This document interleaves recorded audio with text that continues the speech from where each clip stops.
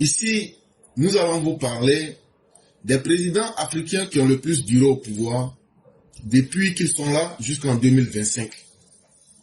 Je peux vous citer pêle-mêle Teodoro Obiang Nguema de la Guinée équatoriale. Je peux vous citer Paul Biya du Cameroun. Je peux vous citer Paul Kagame du Rwanda. Ils sont pratiquement une dizaine qui se sont maintenus au pouvoir pendant de très longues années, voire plusieurs dizaines d'années. Et souvent, certains ont modifié leur constitution. Chacun, parmi ces présidents, a employé sa propre stratégie en manipulant les élections. D'autres se sont simplement maintenus par la dictature. D'autres même sont restés. Ils ont tout fermé pour demeurer à la tête de l'État. Mais ici, nous allons prendre 7 sur les présidents africains qui ont le plus duré au pouvoir depuis qu'ils sont là jusqu'en 2025. On va simplement prendre 7. Les 7 présidents africains qui ont le plus duré au pouvoir. Donc, on va aller du plus petit au plus grand. Ça veut dire de celui qui a le moins duré pour venir à celui qui a le plus duré.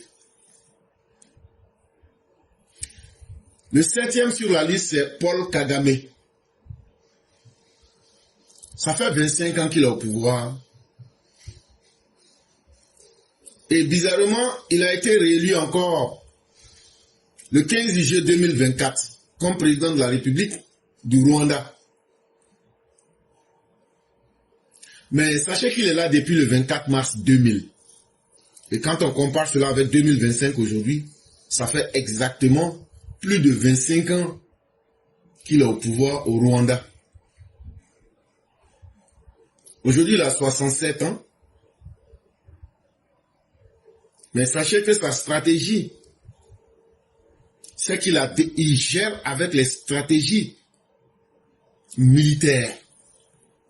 Parce que lui-même, très tôt, il va rentrer dans la guérilla pour se retrouver en Ouganda.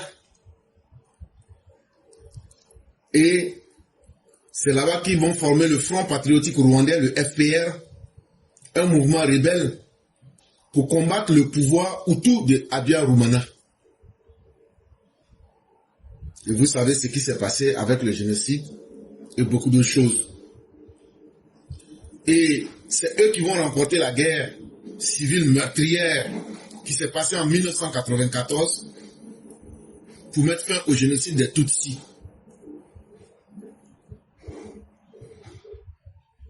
Donc après cette guerre-là, il va devenir d'abord vice-président du Rwanda, après ministre de la Défense. Et à l'époque, c'était le pasteur Bizumungu qui était, parce qu'ici c'est la plateforme des gens qu'on éduque. Donc on vous donne toutes les informations, toi-même tu prends ce que tu veux dedans. Et puis là, tu deviens quelqu'un quand tu dis quelque chose avec autorité. C'était le pasteur Bizumungu qui était président en ce moment. Mais ce que vous ne savez pas, c'est qu'au moment où il était ministre de la Défense, en 1996, Paul Kagame que vous voyez là, il a soutenu l'invasion des rebelles du Congo que vous appelez le Congo Kinshasa qu'on appelait Congo Léopoldville, qu'on appelle maintenant Congo Zaïre, qu'on appelle maintenant RDC là. Il a aidé Kabila. Et c'est à travers lui que les Kadogo étaient venus. C'est-à-dire les enfants soldats. Ils ont attaqué Mobutu Sese Seko. Et ils l'ont renversé en 1997. Mais Kagame que vous voyez, ce n'est pas seulement le Congo qui l'a fait attaquer. Même jusqu'à aujourd'hui, il soutient plusieurs groupes rebelles. À travers la deuxième guerre du Congo qui s'est tenue de 1998 en 2003, il va encore s'opposer au gouvernement de Laurent Kabila, qu'ils ont aidé à prendre le pouvoir. Et après encore, quand Kabila va être assassiné par, nous dit-on, Idi Kapen, qui était un Kadogo rwandais,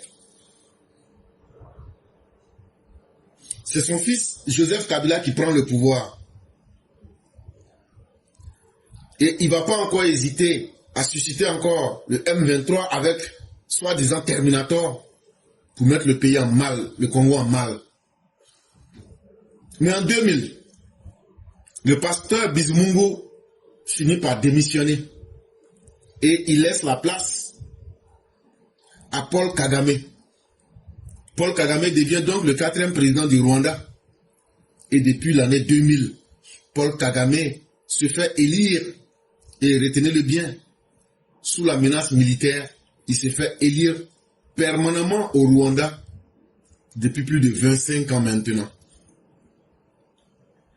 Mais ce qui est en même temps étrange, c'est que beaucoup apprécient son bilan économique.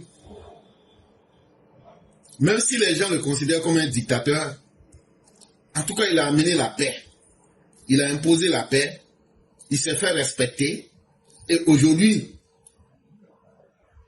malgré que certains pourraient le qualifier de dictateur, il a un bilan positif économiquement parlant. Sachez aussi qu'il est accusé par l'ONU d'être un acteur de la guerre qui se passe dans le Kivu. C'est en République démocratique du Congo. Il soutient depuis de très longues années le M23. M23, ça veut dire le mouvement du 23 mars. C'est un groupe armé qui est accusé des pires crimes contre l'humanité. Donc, Paul Kagame est le 7e sur la liste. Le 6e président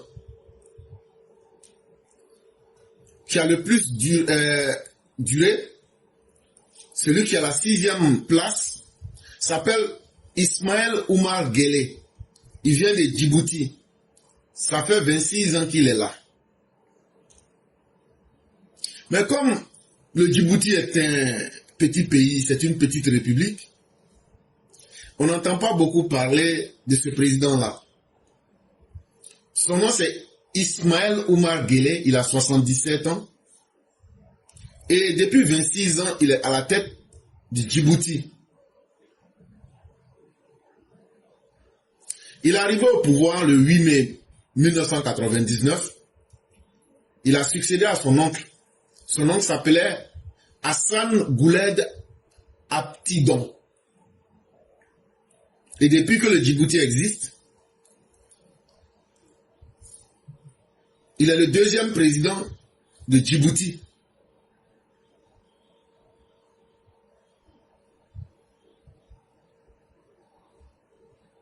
En 1965, lorsque Ismaël Omar Guelleh avait 18 ans, il a été directement engagé par les services de renseignement généraux du territoire français des Afars et des ISAS. C'est quelqu'un qui est très brillant. Il parle plusieurs langues. Il parle en amharique, il parle en somalien, il parle en arabe, il s'exprime bien en français, il parle l'italien et il parle l'anglais. Et donc c'est un dangereux et puissant agent de renseignement. Mais en 1974, il sera suspendu de ses fonctions parce que il sera soupçonné de donner des informations à un mouvement rebelle qu'on appelait la mouvance indépendantiste de Djibouti. C'est là qu'il va créer son propre parti qu'on appelle la LPAI, c'est-à-dire la Ligue populaire africaine pour l'indépendance. Mais lui-même, il ne se met pas devant.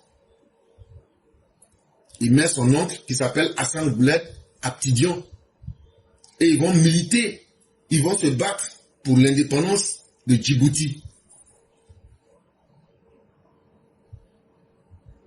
Après donc cela, il va créer un autre parti qu'on appelle le RPP pour devenir maintenant membre du parti présidentiel. Le RPP signifie le Rassemblement populaire pour le progrès. Ça a été créé en 1979.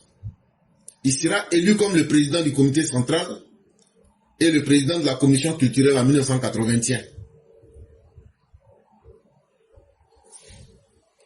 À Djibouti, on ne parle pas de liberté de la presse. Tout est contrôlé par le gouvernement. Et pour vous faire un exemple, en 2025, Reporters sans frontières disait que Djibouti était à la 168e place sur 180 pays. En tout cas, là-bas, lui, il ne s'amuse pas. Tu fermes ta bouche, ou bien c'est la terreur médiatique, ou un arsenal répressif est déployé contre les journalistes. Tu ne peux pas t'amuser. Le 9 avril 2021, il a encore été réélu pour un 5e mandat à la tête de Djibouti, avec un score soviétique de 98,58% des voix. Le 5e sur la liste s'appelle Isaias Afwerki. Lui, il est président de l'Érythrée depuis 32 ans. C'est des gens dont vous n'entendez pas beaucoup parler. Mais sachez que depuis que l'Érythrée est devenu un pays indépendant en 1993, c'est Isaias ou bien Isaias Afwerki qui est le président. Avant cette date, c'est-à-dire avant la date de l'indépendance de l'Érythrée, le pays était lié, collé à l'Éthiopie. Parce que c'est un pays qui est situé et qui fait face à la mer. Il a aidé l'Érythrée à obtenir son indépendance. Et il a été un acteur très déterminant. Et c'est le 24 mai 1993, grâce à un référendum qui a été soutenu par l'ONU, que l'Érythrée va devenir un pays indépendant. En février 1994, le Front populaire pour la démocratie et la justice, qu'on appelle le FPDJ, lors de son 3e congrès, ils vont dire Afwerki reste le secrétaire général du parti unique de la nouvelle République de l'Érythrée. Et c'est comme ça qu'il est devenu président. Et dès qu'il a pris le pouvoir, comme on le dit, il a mis sa main dedans, il dit, bon là, on ne parle plus de politique encore. C'est parti unique. Ici, là, Érythrée, là, il n'y a pas élection. C'est l'État qui contrôle l'économie. Et en matière de libertés humaines, en tout cas, tout est bien réglé, bien contrôlé. Et les libertés de la presse, on n'en parle pas. Mais malheureusement, ils vont faire une guerre contre l'Éthiopie. Cette guerre-là va se passer de 1998 à 2000. Et cette guerre va lui permettre d'encore durcir sa répression et sa dictature sur l'Érythrée. Et ce qui fait que bizarrement, qui entend parler de l'Érythrée? Vous avez l'impression que c'est un pays qui n'existe même pas. Tellement il a fermé, cadenassé son pays. Même quand tu rentres, on sait ce que tu manges, on sait aussi comment tu digères. C'est l'un des pays les plus fermés au monde. Le 4e sur la liste, lui s'appelle Yoweri Museveni. Depuis 39 ans, il dirige le pays qu'on appelle Ouganda. Il est venu au pouvoir en 1986. Ça fait 39 ans maintenant qu'il dirige l'Ouganda. Et j'étais en train de vous parler de Paul Kagame. Sachez que Paul Kagame a servi comme chef des renseignements en Ouganda aussi. Et l'Ouganda a aidé aussi en 1997 à chasser Mobutu. C'est quelqu'un qui est ancré dans la déstabilisation sous-régionale là-bas. Entre 1971 et 1979, il était le commandant du mouvement de la résistance nationale qu'on appelait le NRM. C'était des rebelles qui vont renverser le régime de Idi Amin Dada. On ne va pas vous parler d'Idi Amin Dada aujourd'hui. Mais il n'était pas seul. Il était avec un autre. Ils ont collé leurs deux mouvements rebelles. Le chef de l'autre mouvement là s'appelait Milton Obote. Et bizarrement, dans la conscience populaire des Ougandais, Yoweri Museveni sera vu comme un héros. Surtout bizarrement par les Occidentaux. À un certain moment, qui vont l'encourager. Et Yoweri Museveni va profiter donc de ce succès international pour supprimer la limitation des mandats présidentiels à partir de 2025. Et donc cela va lui permettre de se maintenir indéfiniment au pouvoir. Il trouvait que ça, ce n'était pas encore intéressant. En 2018, il dit oui, j'avais déjà décidé en 2005, on ne limite plus les mandats, mais il a décidé encore en 2018, il n'y a plus de date, il n'y a plus encore âge, pour dire voilà la limite d'âge. Et finalement, il va gagner un 6e mandat par une élection présidentielle en 2021. Et s'il y a des choses qu'il faut savoir sur Yoweri Museveni, c'est qu'il n'aime pas du tout les homosexuels. Et en 2014, il a même cherché à introduire la peine de mort contre toutes les personnes qui sont des homosexuels. Maintenant, si on vous parle de lui, ce qui fait que beaucoup d'hommes le connaissent, et que je le disais, c'est son implication dans les invasions rebelles, dans les guerres dans les autres pays, autour de l'Ouganda. Comme j'étais à vous le dire précédemment, dans la première guerre du Congo qui a commencé en 1996 et qui va conduire au renversement de Mobutu Sese Seko, il a joué un rôle important, autant que Paul Kagame. Mais au-delà de ce facteur, c'est quelqu'un qui soutient plusieurs groupes rebelles. Par exemple, il soutient le mouvement de libération du Congo de Jean-Pierre Bemba contre le nouveau gouvernement congolais de Laurent Désiré Kabila. Et après, il va encore soutenir ça. Quand je parle de Laurent Désiré Kabila, ça c'est le père. Maintenant, quand le père sera assassiné, comme je l'ai dit, par nous dit-on Edi Kapende, alors que la vérité est connue, ce sont les agents de renseignement du Rwanda qui ont assassiné Laurent Désiré Kabila pour pouvoir bien contrôler le Congo. Et donc, ils vont faire venir Joseph Kabila après avoir assassiné son père pour pouvoir mieux le contrôler. Et Yoweri Museveni a joué une grande part durant cette deuxième guerre du Congo qui s'est faite de 1998 à 2003. Mais comme un bon dictateur, il y a des mouvements aussi de résistance armée qui sont contre lui. Vous vous souviendrez par exemple de Joseph Kony et bien d'autres qui ont tenté quand même aussi de renverser à travers de longues guérillas Yoweri Museveni. Mais comme un vieux renard, il se maintient toujours et il arrive toujours à échapper au pronostic. Sur la liste des présidents qui ont le plus duré au pouvoir, en 3e lieu vient Denis Sassou Nguesso. Lui, il gère le Congo. Il y a 2 Congos.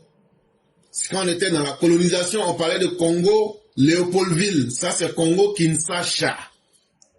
Entre les 2 Congos, là, il n'y a que 3 kilomètres, c'est l'eau qui les sépare. En réalité, ce sont les mêmes peuples. Mais les colons nous ont divisés. Aujourd'hui, je vous parle en 2025. Denis Sassou Nguesso dirige le Congo Brazzaville. Il a 82 ans.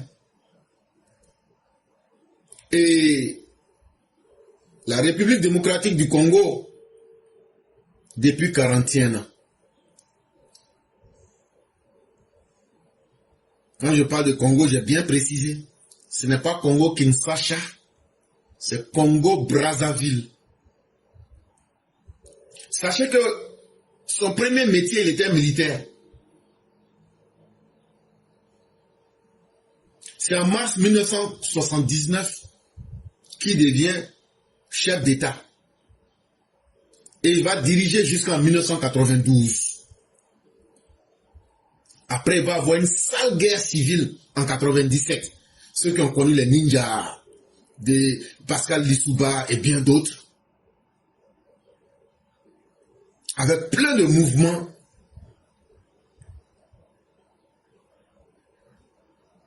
Mais c'est après cette sale guerre civile qu'il va revenir encore au pouvoir.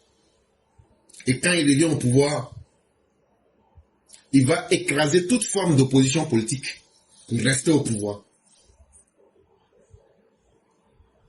Mais pour prendre le pouvoir en réalité, il a fallu d'abord qu'il renverse le président qui avait été élu.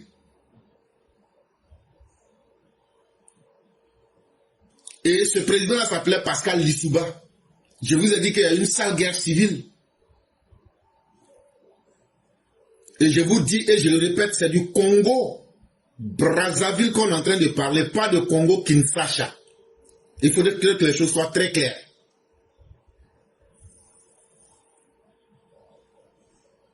Mais sachez que depuis les années 1960, Denis Sassou Nguesso participe à la mouvance des officiers progressistes, ce qui va faire qu'il sera l'un des membres des 39 membres du Conseil national de la Révolution. Et avec son efficacité, il va finir par diriger ces personnes-là. Et avec l'expérience qu'il va avoir, il va créer son propre parti politique qui s'appelle le PCT, c'est-à-dire le Parti Congolais du Travail. Mais en réalité, lorsque vous savez regarder, c'est le seul parti qui existe aussi au Congo Brazzaville.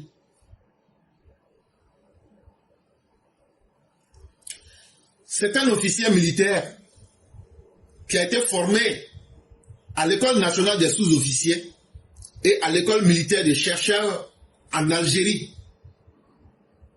En tout cas, lui ne perd pas d'élection. Hein? Lui ne perd pas d'élection.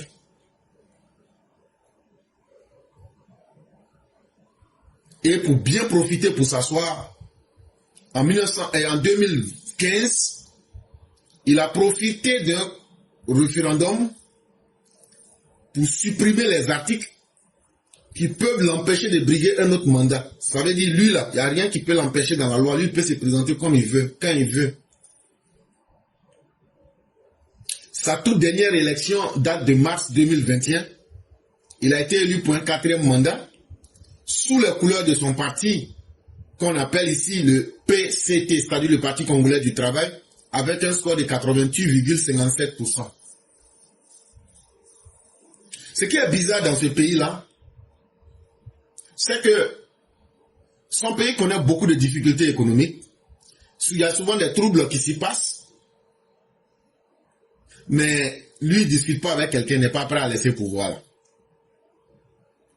Le deuxième président qui a le plus duré sur la liste s'appelle Paul Biya. Pour vous dire tout son nom, Paul Barthélemy Biya Bimvondo. Aujourd'hui, il a 92 ans. C'est le plus vieux de tous les chefs d'État africains. Et même encore, le plus vieux dirigeant en exercice au monde. C'est le plus vieux président du monde là. Il s'appelle Paul Biya. C'est vraiment un ancêtre. Il est au pouvoir depuis 1982. Ça fait maintenant 43 ans. Il dirige, il a enferré. Ça veut dire il a mis les camionnettes en fer, comme Pinda Kunte. Et puis maintenant il est là, il a assis sur leur dos.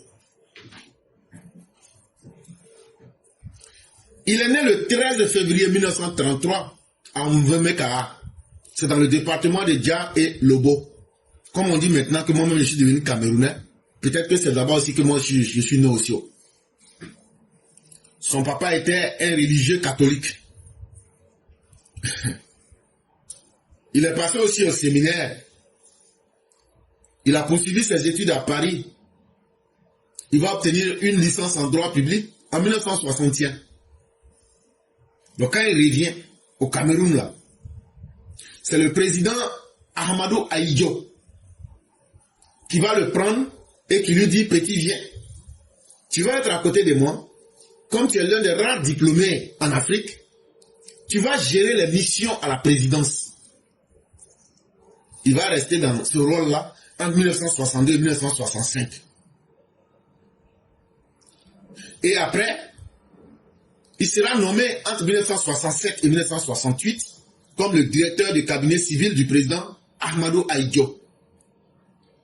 Et de 1968 à 1975, il sera nommé ministre secrétaire général de la présidence. Avant la fin de l'année 1975, Ahmadou Ahidjo va encore lui accorder sa confiance et il va devenir premier ministre. Et il va rester dans ce rôle-là jusqu'en 1982.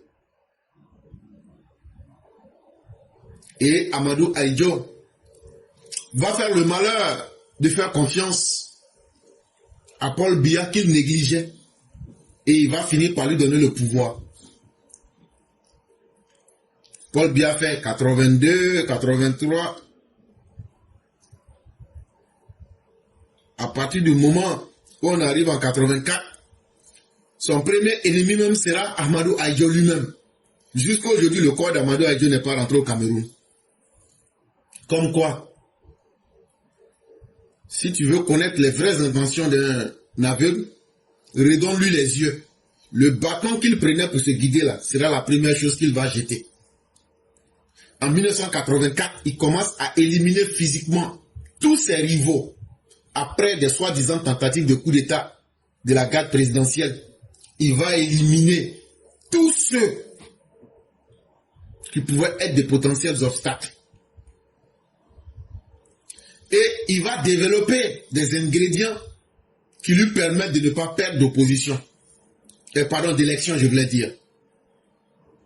À chaque élection, il y a des choses bizarres qui se passent au Cameroun. Par exemple, pour 2025, là, c'est Maurice Kamto qui était le candidat le plus expérimenté. Mais avant lui, il y avait John Nfrundi. Mais il a réussi à corrompre John Nfrundi. Lui, il était devenu comme un pantin dans sa main. Maurice Kamto, qui pouvait aujourd'hui l'inquiéter là, qu'est-ce qu'il a fait? Vous savez, dans chaque parti politique, il peut y avoir des divisions. Donc, l'ancien vice-président, qui a été chassé même du parti de Maurice Kamto là, ils ont appelé ce dernier, ils disent, il faut venir. Quand il est venu, on dit, bon, il faut aller déposer. Malgré qu'ils t'ont chassé du parti de John Nfrundi là, il faut constituer les dossiers, tu viens déposer. Quand il est venu déposer ses dossiers, on dit c'est bien, il faut aller à la maison. Donc, ils ont ouvert la compétition, ils ont laissé tout le monde venir déposer les dossiers. Et Maurice Kamto n'a pas été éliminé parce qu'il ne vaut rien ou bien parce qu'il a fait quelque chose. On dit non, non, non. Ton vice-président que tu avais chassé de ton parti avant, et puis tu as oublié là. Ah. Le seul crime que tu as fait là, lui il est venu déposer sa candidature avant toi, malgré qu'il n'est pas de ton parti encore. Et on a accepté ça déjà. Donc on ne peut pas accepter que deux personnes se présentent sous le même parti. Et chaque fois qu'il fait, les gens critiquent, les gouvernements occidentaux disent qu'il y a des irrégularités, que les choses ne sont pas bonnes, mais il n'y a aucune suite qui est donnée. Pourquoi? Parce que Paul Biya fait entrer beaucoup d'argent dans les banques occidentales. Il passe pratiquement toute sa vie dans les pays européens. Et ne me demandez pas combien cela coûte. Et tant que ça peut faire rentrer de l'argent dans les caisses des occidentaux, on s'en fout.